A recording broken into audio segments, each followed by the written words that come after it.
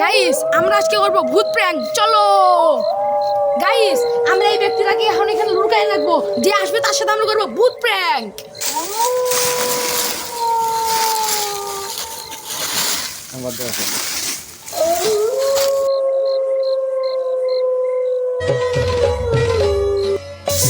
কি ঠান্ডা হচ্ছে, আসে ডাইরেক্ট যায় বইয়ের কাছে ল্যাপের তলে যা শুধু অনেক ঠান্ডা ভাই।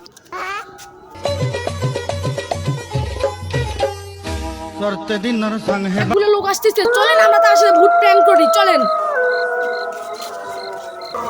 কেরে বন্ধু এখানে কেন খসর খসর করবে? আমার তো ভয় লাগছে। হয়তো রে বন্ধু, তুই কেন এত কেন পাতা খসর খসর করে?